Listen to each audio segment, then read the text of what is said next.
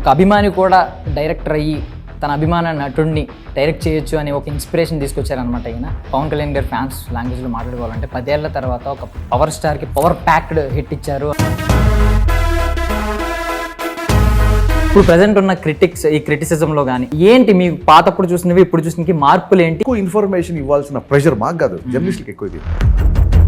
Aluminium ఫ్యాక్టరీలో వాళ్ళిద్దరికి ఏదో గొడవైందంట, నెక్స్ట్ అప్డేట్ అది ఉంటుంది. రవితేజ అలిగి సెట్లో వెళ్ళిపోయాడంట, ఆ తర్వాత ఇంకో అప్డేట్ ఉంటుంది. సో ఇవి ఏదైనా ఒక లిమిట్లో ఉన్నప్పుడు బాగుంటుంది. బూతులతో గీతలతో మాట్లాడినప్పుడు ఐ డోంట్ సీరియస్లీ అది అన్న సెంటిమెంట్ ఉంది. ఒక రీమేక్ అనేది రీమేక్ అని ట్యాగ్ చేసుకోండి, రీమేక్ డైరెక్టర్ అని ట్యాగ్ చేసుకోండి, అసలు ఇడికి డైరెక్షన్ రాదని ట్యాగ్ చేసుకోండి. నాకేంటి పోయి గబ్బర్ సింగ్ లో కూడా మీరు డూప్గా చేశారు, ఇప్పటికీ గుర్తుండిపోయేది బాగా ఇంపాక్ట్ చూపించింది ఏమన్నా డ్రీమ్ ఉందా సార్? గబ్బర్ సింగ్ అని టైటిల్ పెట్టాక కళ్యాణ్ గారు గుర్రం మీద కనిపించారు నైట్.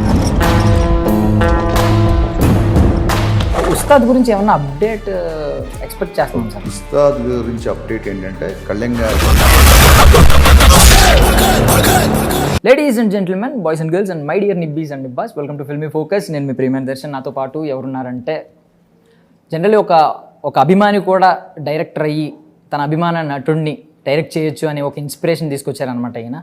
అండ్ మెయిన్లీ మన పవన్ కళ్యాణ్ గారి ఫ్యాన్స్ లాంగ్వేజ్లో మాట్లాడుకోవాలంటే 10 ఏళ్ల తర్వాత ఒక పవర్ స్టార్కి పవర్ ప్యాక్డ్ హిట్ ఇచ్చారు. అండ్ మరోవైపు మన మాస్ మహారాజ్ రవితేజ గారికి పర్ఫెక్ట్ మ్యాచ్ చేయగలిగిన ఎనర్జీ ఆయన దగ్గర ఉందన్నమాట. నాతో పాటు హరీష్ శంకర్ గారు ఉన్నారు, మాట్లాడేద్దాం. Hi sir. Thank you so much sir. First of all ఇది మేము చెప్పాలి ఎప్పటి నుంచో, అంటే నేను కూడా మీకు ఎలా అంటే మళ్ళీ ఏజ్ అంటారేమో, కాలేజ్లో ఉన్నప్పుడు ఇలా ఎప్పుడైతే గబ్బర్ సింగ్ వచ్చిందో అప్పటి నుంచి మేము ఈ థ్యాంక్ యూ చెప్దామని అనుకుంటున్నాం సార్. సో థ్యాంక్ యూ చెప్తాం first of all. Thank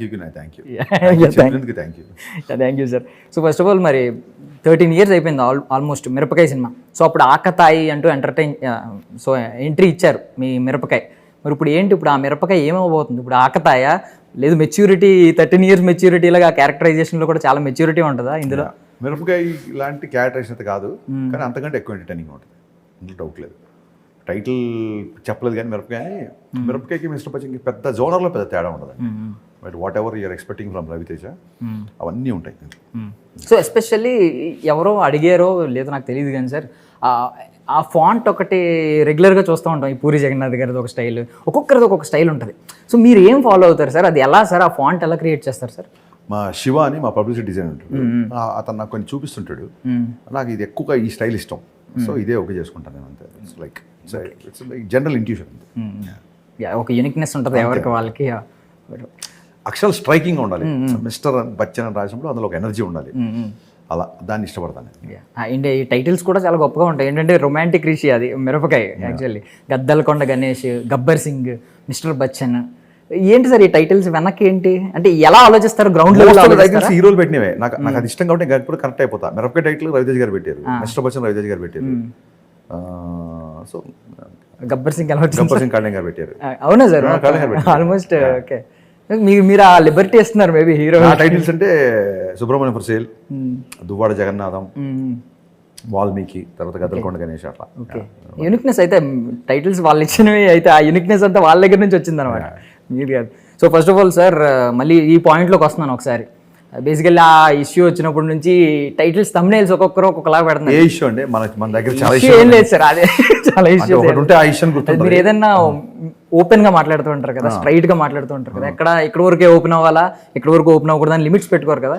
so దాని వల్ల వచ్చినవి చిన్న చిన్నవి ఉంటాయి కదా. మీరు ఏదన్నా అడిగినప్పుడు అదే వేలో ఎవరైతే ఎలా అడిగారో క్వశ్చన్ అదే వేలో ఆన్సర్ ఇస్తూ ఉంటారు.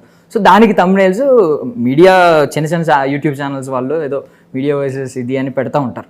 సో ఫస్ట్ ఆఫ్ ఆల్ మీరు ఇప్పుడు చూస్తున్న ఈ ఫిలిం జర్నలిజంలో కానీ లేదంటే ఈ నార్మల్గా కన్స్ట్రక్టివ్ క్రిటిసిజం అంటూ ఉంటారు, ఇప్పుడు ప్రజెంట్ ఉన్న క్రిటిక్స్ ఈ క్రిటిసిజంలో కానీ ఏంటి మీకు పాతప్పుడు చూసినవి ఇప్పుడు చూసినవి మార్పులు ఏంటి, ఏం మార్పులు రావాలని కోరుకుంటున్నారు మీరు? మార్పులు ఒకళ్ళు కొత్తగా వెళ్తున్నారు అనుకోండి, టెక్నాలజీ డెవలప్ అవుతుంది కాబట్టి.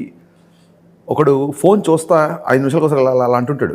సో వాడు కనుక న్యూస్ ఒకటి లేకపోతే, ఇప్పుడు హరిశంకర్ రవితేజ అల్యూమినియం ఫ్యాక్టరీలో షూటింగ్ చేస్తున్నారు అని వాడు అప్డేట్ పెట్టాడు. వాడు గంట తర్వాత కూడా అదే అప్డేట్ పెట్టాడు, అదే ఉందనుకోండి, అది చిరాకు వస్తుంది, ఇందాకే చూసాం కదా అని. మన 24 చేతిలో మన ఫోన్ ఉండేసరికి ఎక్కువ ఇన్ఫర్మేషన్ ఇవ్వాల్సిన ప్రెషర్ మాకు కాదు, జర్నలిస్ట్కి ఎక్కువ అయిపోయింది. వాడు స్క్రోల్ చేసిన కొద్ది వాడికి ఏదో ఉండాలి. అల్యూమినియం ఫ్యాక్టరీలో వాళ్ళిద్దరికి ఏదో గొడవైందంట, నెక్స్ట్ అప్డేట్ అది ఉంటుంది. రవితేజ అలిగి సెట్లో వెళ్ళిపోయాడంట, ఆ తర్వాత ఇంకో అప్డేట్ ఉంటుంది. సో ఇవి న్యూస్ ఇవ్వాల్సిన ప్రెషర్ మీ మీద ఉంది బాగా. ఎందుకంటే ఒక రోజుకి ఒక్కసారి న్యూస్ పేపర్ వస్తుంది, ఇప్పుడు సెకండ్కి ఒకసారి న్యూస్ పేపర్ కావాలి అడిగి చూసేవాడికి. దాన్ని అలా ట్రోల్ చేస్తున్నాను, స్క్రోల్ చేస్తున్నాను. సో వాళ్ళు స్క్రోల్ చేస్తున్నారు కాబట్టి ఇంకా మీరు ట్రోల్ చేస్తున్నారు అలాగా. ఓకే, అంటే ఇప్పుడు మీరు ట్విట్టర్లో అంటే స్ట్రైట్ ఒక ఫేస్ ఉంటుంది, ఒక పర్సనల్ ఉంటాడు, ఒక పర్సన్ ఉంటాడు. అకౌంట్ నుంచి ఏదైనా ట్వీట్ వస్తే మీరు దానికి రిప్లై ఇవ్వచ్చు ఈజీగా. బట్ ఇప్పుడు మీమ్స్ జనరేషన్ అయిపోయింది. జనరల్లీ మీమ్స్ చేసే వాళ్ళకి వాళ్ళ మొహం ఏంటో, వాళ్ళు ఎంతమంది ఉన్నారో బ్యాక్ సైడ్ ఒక పేజ్ వెనక మనకి ఏం తెలియదు పర్టికులర్లీ. అది ఒకే మనిషి 10 పేజీలు మెయింటైన్ చేయొచ్చు, హ్యాండిల్ చేయొచ్చు, రకరకాల పేజ్ ఏంటి నేను తోపేహే ఇలా ఏదో పేర్లు ఉంటాయి రకరకాల. సో మీరు అలాంటి మీమ్స్ వచ్చినప్పుడు ఏం చేస్తూ ఉంటారు? మరి పెద్ద పట్టించుకోండి. నాకు కొంతమంది మీమ్స్ పంపిస్తుంటారు, నా మీద వచ్చినది నాకు పంపరు. అంతే, ఫ్రెండ్స్ ఎవరైనా వేరే వాళ్ళ మీద వచ్చినది పంపిస్తుంటారు, పెద్ద పట్టించుకోను నేను. అంటే ఒక్కొక్కసారి పాజిటివ్ మీమ్స్ ఉంటాయి. ఇప్పుడు ధోని ఇలా కొడితే ఎలా ఉంటుంది అంటే ఆ ఊహే ఎంత బాగుందని బ్రహ్మాండంగా వేస్తుంటారు కదా, అవి కొన్ని కొంచెం నవ్వుకుంటాను డెఫినెట్గా. ఏదైనా సరే అంటే లిమిట్, ఏదైనా ఒక లిమిట్లో ఉన్నప్పుడు బాగుంటుంది. బూతులతో గీతులతో మాట్లాడినప్పుడు I don't seriously I thought. And ఇంకొక థింగ్ ఏంటంటే మీరు టూ మచ్ అవైలబుల్గా ఉంటారు ఆడియన్స్కి. That was great actually. ఒక డైరెక్టర్తో మేము మాట్లాడాలనుకుంటే ఏమైనా ట్వీట్ వేసినా రెస్పాండ్ అవుతూ ఉంటారు, అది great quality first of all. But అంటే కొంతమంది చాలామంది రెస్పాండ్ అవుతూ ఉండరు, మీరు మాత్రం వేరే వర్షన్లో ఉన్నారు. ఈ దీనికి డిఫరెన్స్ తెలుసుకోవచ్చు అసలు రీజన్ ఏంటనేది? అవైలబుల్గా నేను అసిస్టెంట్గా ఉన్నప్పుడు, నేను సినిమాలకు వద్దాం ఉన్నప్పుడు నాకు ఈ ఆపర్చునిటీ లేదు. నేను ఈవీ గారికి ఏదైనా చెప్పాలన్నా, రాంగోళ గారికి ఏమైనా చెప్తాను, మండరత్నంగా ఏమైనా చెప్పాలనుకున్నా నాకు లేదు ఈ ఛాన్స్. ఈ ఛాన్స్ ఇప్పుడు మీకు ఉంది. ఈ ఛాన్స్ మీకు ఉన్నప్పుడు మీరు ఏం చేయాలి? దాన్ని ఒక వెపన్ లాగా వాడుకోవాలి. దాన్ని వెపన్ చేసి మమ్మల్ని పొడి చేద్దాం అంటే అలాగా అంతే. ఎంటర్టైనింగ్. సో జనరల్లీ సినిమాని వినోదం అని చెప్పే వాళ్ళలో తక్కువ మంది ఉంటారు, కానీ అందరూ అనుకుంటారు వినోదం వినోదం అని. మీరు 100% పాటిస్తారు. అది సినిమా అనేది ఎంటర్టైన్మెంట్, సీరియస్లీ. అంటే మీరు మీ మెయిన్ ఎయిమ్ ఏంటంటే నేను ఏదో మెసేజ్ ఇవ్వాలి, సంథింగ్ ఏదో చేయాలి అన్ని కంటే మీరే స్ట్రైట్గా చెప్పారు ఆ వచ్చిన 2.5 hours వాటి థియేటర్లో మర్చిపోవాలి, అన్నీ మర్చిపోవాలి, ఆ సినిమాలోకి వెళ్ళాలి అని చెప్పి. So but me shock cinema మాత్రం వీటన్నిటికీ డిఫరెంట్గా ఉంటుంది సీరియస్గా. ఆ షాక్ సినిమా తర్వాత ఏమైనా నేర్చుకుని మారారా సార్ కంప్లీట్గా ఎంటర్టైన్మెంట్? ఈ సినిమాకి ఆ డిఫరెంట్ ఉంటుంది కదా సార్, అది అలా ఉంది కాబట్టి వాటికి డిఫరెంట్గా సినిమాలు ఉన్నాయి. సో దాని నుంచి నేర్చుకొని కొంచెం ఎంటర్టైనింగ్. అంటే మిగిలినవన్నీ పర్వాలేదు సార్, మిగిలినవన్నీ ఎంటర్టైనింగ్ గానే ఉంటాయి. షాక్ అనేది మాత్రం సంవాట్ నాకైతే సీరియస్గా ఉంటుంది. One of the most under rated films లో ఒకటి పక్క. ఆ సాంగ్స్ కావచ్చు, ఆ ఫిలిం థీమ్ కావచ్చు, నాకు చాలా ఇష్టం ఇప్పటికీ. సినిమా వస్తే చూస్తూ ఉంటాను నేను. సో అంటే దాని నుంచి నేర్చుకున్నది ఏంటంటే, ఇప్పుడు చూస్తే ఏం లాభం గారు టీవీలో ఛానల్ వాళ్ళకి టీఆర్పీ దానిలో చాలా నేర్చుకున్నాను. లైఫ్ మార్చిన సినిమా షాక్, అందులో డౌట్ లేదు. ఏంటి సార్ ఏం నేర్చుకున్నారు సార్ దాని నుంచి? ఆడియన్స్ సంతృప్తితో బయటికి వెళ్ళాలి. ఒక్కసారి భార్యని చంపేసిన తర్వాత హీరో వెళ్ళి 100 మంది నరికినా he lost his wife. So hero అనేవాడు ఎప్పటికైనా గెలవాలి. చాలా మంది చాలా లైఫ్ లో బయట చాలా స్ట్రగుల్ అవుతుంటారు, చాలా మానసిక వెత్త ఉంటారు, చాలా చిరాకులో ఉంటారు. వాళ్ళకి ఒక గెలుపు చూడాలని ఉంటుంది. ధోని 6 కొట్టినా మనం క్లాప్స్ కొడతాం, ఎందుకంటే always people want to see the winnings. So అది బేసిక్గా. సో కమర్షియల్ మీటర్ అనేది ఎలా ఉంటుంది ఏంటి ఇదంతా ఒక అపజయమే ఎక్కువ నేర్పింది యాక్చువల్లీ. సో సార్ ఇంకా మీరే యాక్చువల్లీ మేము ఎవరు అనరు, మీరే ముందు చెప్తారు ఇది ఆ సినిమా నుంచి వస్తుంది, ఈ సినిమా నుంచి వస్తుంది అని మీరే డైరెక్ట్ చెప్తారు. గబ్బర్ సింగ్ సినిమా దబంగ్ నుంచి అని చెప్పి చెప్పడం ఏంటి? అదే నేను అదే రీమేక్ రైట్స్ కొనుక్కుంటారు. రీమేక్లు చేసే వాళ్ళు ఉన్నారు కొంతమంది వాళ్ళ పేర్లు చెప్పడం అవసరం. నేను డైరెక్ట్ గా డబ్బులు ఇచ్చి వాళ్ళ యొక్క రచనని, వాళ్ళ యొక్క కథని, వాళ్ళ యొక్క సినిమాని రెస్పెక్ట్ చేసి అఫీషియల్ చేస్తాను. Official remake of right. So మన Q&Aలో టీ సిరీస్ పనోరమా బ్యానర్లు అందుకే ఉన్నాయి కదా, టీ సిరీస్ పనోరమా అందుకే ఉన్నాయి. They also part of the production. అంటే మన Q&Aలో కూడా అదే చెప్పారు కదా మీరు, రీమేక్స్ కదా బెటర్ మేక్స్. అంటే మన వర్షన్ లో బెటర్ మేక్స్ అవి, వాళ్ళ వర్షన్ నేను నాకు అనవసరం. మన తెలుగు వర్షన్ కి మాత్రం ఎలా బెటర్ ఉంటాలో అలాగే ఇస్తూ ఉంటారు. మీరే చెప్తారు. కొంతమంది రీమేక్ అనగానే మీరు దాన్ని ఎలా తీసుకుంటారో నాకు తెలియదు, కానీ నేను కొంతమంది గురించి ఎందుకు పట్టించుకుంటాను అంతే. అంతమంది నచ్చి నా రీమేక్లు 2 బ్లాక్ బస్టర్లే కదా. అవును, మరి అంటే జనాలు నచ్చినట్టే కదా. ఇంకా మరి ఎవరో కొంతమంది నచ్చట్లే అంటే వాళ్ళని సీరియస్గా తీసుకొని వాళ్ళ మీద అసలు ఈ ఇంటర్వ్యూలో అలాంటి వాళ్ళ గురించి టైం స్పెండ్ చేయడమే వేస్ట్. అంటే దాని మీద ఒక క్వశ్చన్ ఉంది సార్. ఇప్పుడు ఏదన్నా అడగచ్చు మీరు. మీ మొత్తం కెరియర్ లో చూసుకుంటే ఆ 2 సినిమాలు నెక్స్ట్ లెవెల్ నిజంగా. ఇప్పుడు గద్దలకొండ గణేష్ గబ్బర్ సింగ్ నెక్స్ట్ లెవెల్ కావట్లేదు, Gaddalakonda Ganesh expectations next level అనే వాళ్ళు ఉన్నారు, దువ్వాడు జగన్నాథ్ నెక్స్ట్ లెవెల్ అనే వాళ్ళు ఉన్నారు. I mean so expectations exceed చేసింది కదా సార్. ఇప్పుడు మిరపకాయ అసలు ఎవరు ఎక్స్పెక్ట్ చేయలేదు, సంక్రాంతి బ్లాక్ బస్టర్. అంటే నేను అనేది ఏంటంటే ఇప్పుడు ఏమన్నా సెంటిమెంట్ ఉందా? ఒక ఎసెన్స్ని తీసుకొచ్చి మనం మిక్స్ చేస్తే అది ఏమన్నా సెంటిమెంట్ ఉంది ఒక రీమేక్ అనేది మీరు యాడ్ చేసుకుంటున్నారు రైట్ సెంటిమెంట్ ఉండేవాడిని అయితే నేను అలాంటి హీరోయిన్లు పెట్టను కదా. ఐరన్ లెగ్ అన్నారు అమ్మాయిని, ఆ తర్వాత ఇంకో అమ్మాయిని అన్నారు, మోహిన్ తర్వాత పూజా హెగ్డే సినిమా. సెంటిమెంట్లు ఫాలో అయిన అయితే ఇండస్ట్రీలో చాలా సీరియస్గా ఫాలో అవుతారు కొంతమంది. నేను అలా అయితే మరి వీళ్ళతో పని చేయను కదా. అంటే ఇప్పుడు ఈ 2 సినిమాలు కూడా ఈ రీమేక్ అనే ట్యాగ్ వేస్తున్నారు కాబట్టి పక్కన అడుగుతున్నారు. హ్యాపీగా వేసుకోండి, రీమేక్ అని ట్యాగ్ వేసుకోండి, రీమేక్ డైరెక్టర్ అని ట్యాగ్ వేసుకోండి, అసలు వీడికి డైరెక్షనే రాదని ట్యాగ్ వేసుకోండి. నాకేంటి పోయేది, నా పని నేను చేసుకుంటూ వెళ్ళిపోతాను. ఓకే. సో బేసికలీ ఈ రీమేక్ గురించి ఒకటి మాట్లాడితే సార్, మీరు 85 to 90s మధ్యలో అన్నారు సినిమా. నాకు మరి అంత రేంజ్ తెలియదు కానీ నాకు ఎర్లీ 20s లేట్ 90s తెలుసు సార్. ఇప్పుడు మహానటి సినిమా ఉంది, బ్లాక్ బస్టర్ అయింది, యూత్ కూడా బాగా నచ్చింది. మరి 1940s తెలుసా నీకు? తెలియదు సార్. అంతే కదా. నేను జస్ట్ ఒక అందులో ఎగ్జాంపుల్ చెప్తున్నాను. సో ఇది అంతే, మిమ్మల్ని యూజ్ చేసుకుని ఒక ఎగ్జాంపుల్ చెప్తున్నాను మీకు అప్లికబుల్ అయ్యేలాగా. ఏంటంటే చిన్నప్పుడు ఎసెన్స్ ఉండేది సార్, ఎసెన్స్ తెచ్చి రసన కలుపుకుని తాగేవాళ్ళం. అన్ని చోట్ల ఒకే టేస్ట్ ఉండేది కదా, ఎసెన్స్ అన్ని చోట్లకి ఒకటే వేస్తాడు. బట్ అది ఏ రేషియోలో కలపాలి, ఏ రేషియోలో కలిపితే ఏ టేస్ట్ వస్తుంది అనేది ఉంటుంది. మీరు కూడా అలాగే రీమేక్ చేసినప్పుడు మనకి ఎలా తీయాలి, మీరు 60% తీసుకుంటున్నారు రేషియో బాగా తీసుకుంటున్నారు, మాకు టేస్ట్ తెలిసేలా కలిపి తీసుకుంటారు. మీరు ఫైనల్ గా అల్టిమేట్ వచ్చేసరికి ఏదో అనుకుంటున్నారు sir. Okay sir. So first of all ఇంకా మిస్టర్ బచ్చన్ గురించి వస్తే మీరు బచ్చన్ గారి ఫ్యాన్స్, ఆయన బచ్చన్ గారి ఫ్యాన్స్, ఎస్పెషల్లీ ఆ టైం పీరియడ్ చెప్పడం వల్ల చాలా మంది కనెక్ట్ అవుతున్నారు. స్టార్టింగే ఆ టీజర్ స్టార్టింగ్లోనే అక్క నీ మరిదంతో ఆ సాంగ్ కూడా వేశారు. సో ఇవన్నీ ఒక మూమెంట్స్ మళ్ళీ గుర్తు చేస్తున్నాయి, పాత 90s అవన్నీ గుర్తొస్తున్నాయి అనమాట. సో మోస్ట్లీ ఎక్కువ మంది ఎక్స్పెక్టేషన్స్ బచ్చన్ గారి మీద కూడా ఉండొచ్చు. అంటే బచ్చన్ గారి ఆయన ఏమన్నా ఆయన్ని ఇంప్లికేట్ చేయడం, అలాంటి ఈయన కొంచెం ఇమిటేట్ చేయడం అలాంటి ఉంటాయి. బచ్చన్ గారి ఫ్యాన్స్ అందరూ కూడా సినిమా నచ్చుద్ది. అంటే కొన్ని రిఫరెన్సెస్ మీరు చెప్పేది బచ్చన్ గారి రిఫరెన్స్ సినిమాలో అంటే ఓవరాల్ గా ఈ ఎక్స్పెక్టేషన్స్ తెలిపోతే మళ్ళీ ఆడియన్స్ డిసప్పాయింట్ అయ్యే ఛాన్స్ కూడా ఉంది. సో దీని గురించి నేను అంత ఆలోచించనండి. అలా అనుకున్న టైటిల్ పెట్టింగ్ అమితాబ్ బచ్చన్ ఎక్స్పెక్ట్ చేసి రవితేజ్ చేసి అంత ఆలోచించనండి. ఈ క్యారెక్టర్ కి ఈ సీన్ కరెక్ట్, ఇది బాగుంది, ఇది నేను రాసినప్పుడు నాకు హై వచ్చింది, ఇదే రేపు పొద్దున జనాలకి వచ్చుగాక అనుకుని ముందుకు వెళ్ళిపోతుంది తప్ప ఇన్ని ఇన్సెక్యూరిటీస్ సినిమా తీయలేము. బేసిక్గా ఒక బిలీఫ్, కంవిక్షన్తో ముందుకు వెళ్ళిపోతాం. సో నామ్తో సునా హోగా అనేది చాలా బాగా నచ్చింది అప్పుడు.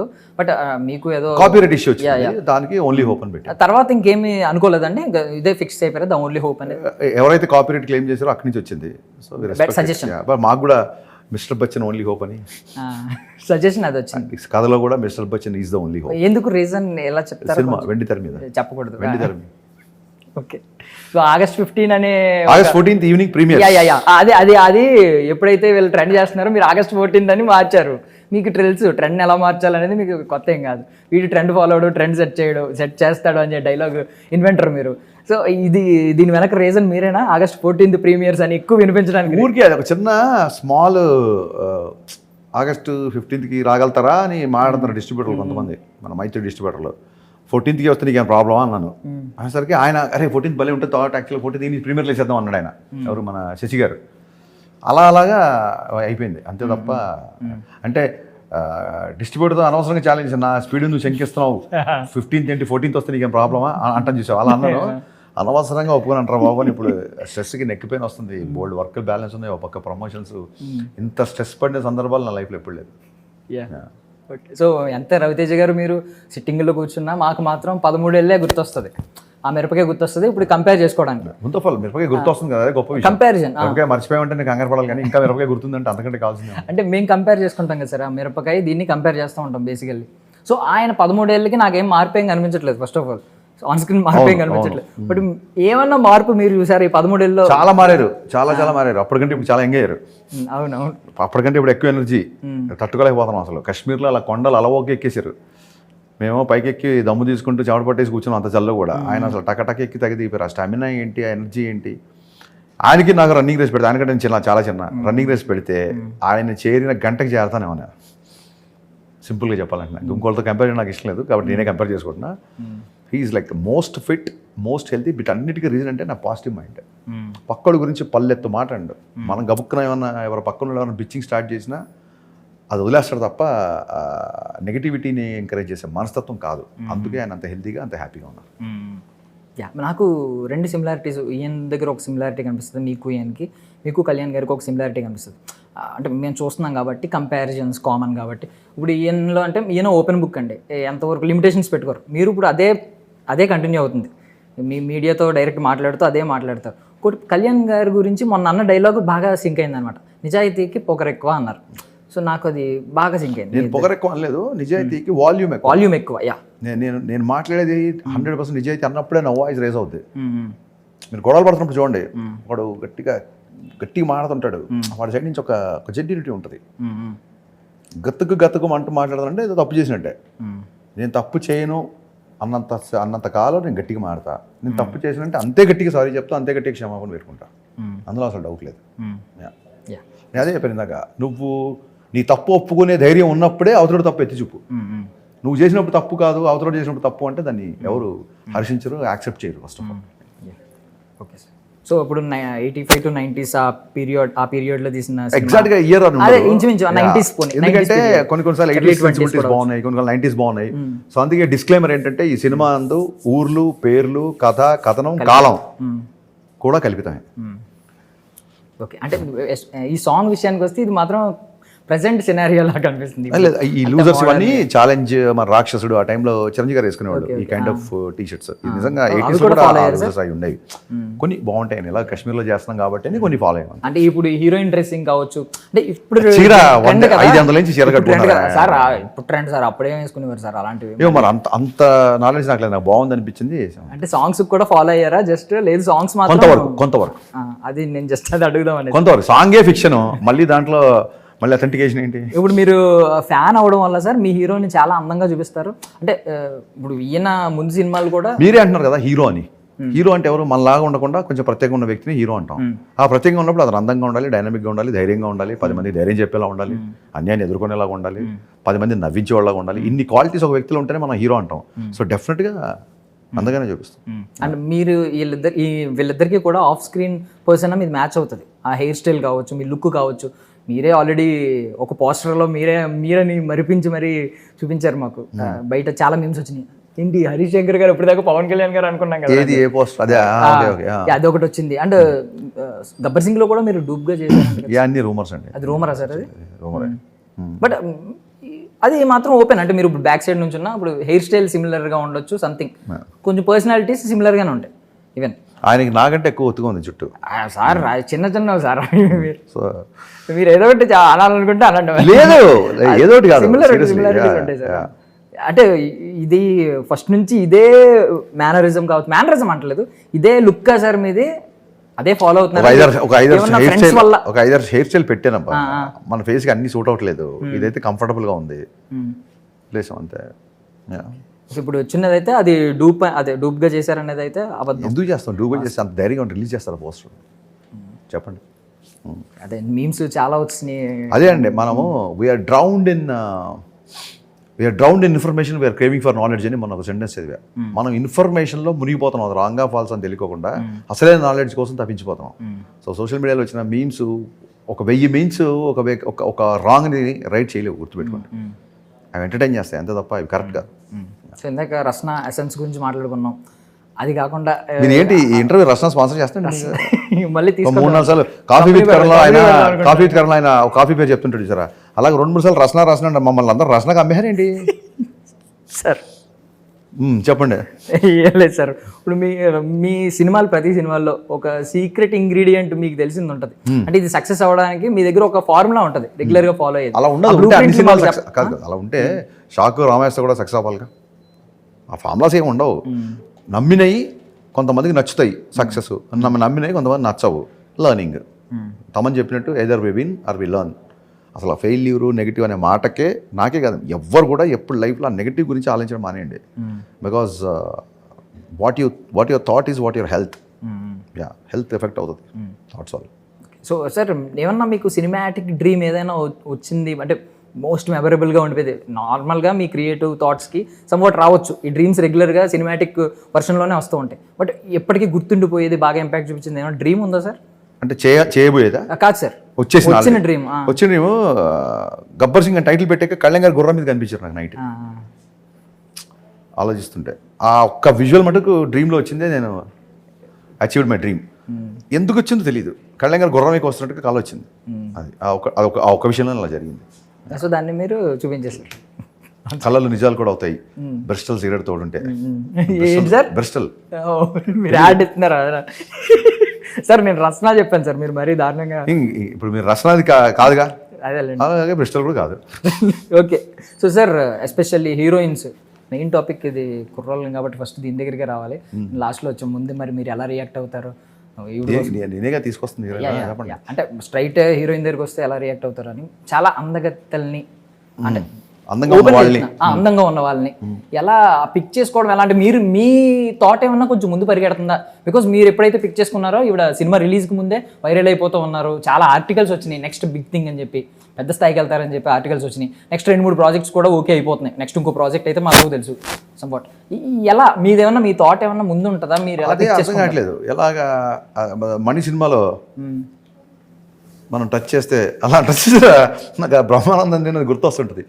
నా కథకి బాగా సూట్ అవుతుంది ఈ అమ్మాయి అనుకున్నప్పుడు పెడతాండి. ఆ అమ్మాయి ఆ తర్వాత స్టార్ అవుతుందా ఇంకోటి I can't judge it. But yeah maybe చాలామంది అంటారు you have a year for music and you high for beauty అని. మేబీ అలా ఉందేమో అంతే.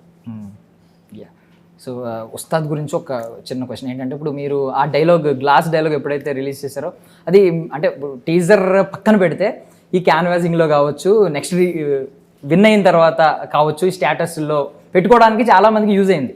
మీరే చూసుంటారు, చాలా మీమ్స్లో కావచ్చు, స్టేటస్లు, వాట్సాప్ స్టేటస్లు పెట్టుకున్నారు అది వచ్చినప్పుడు. ఈవెన్ తర్వాత రిలీజ్ తర్వాత కూడా, అదే విన్ అయిన తర్వాత కూడా యూజ్ అయింది అనమాట బాగా.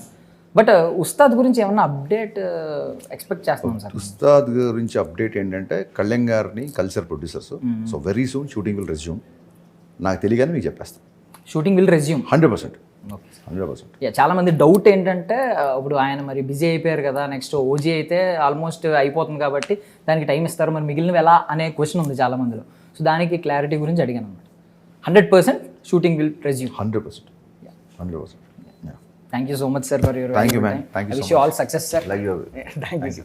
That's all for now. This is Darshan signing off.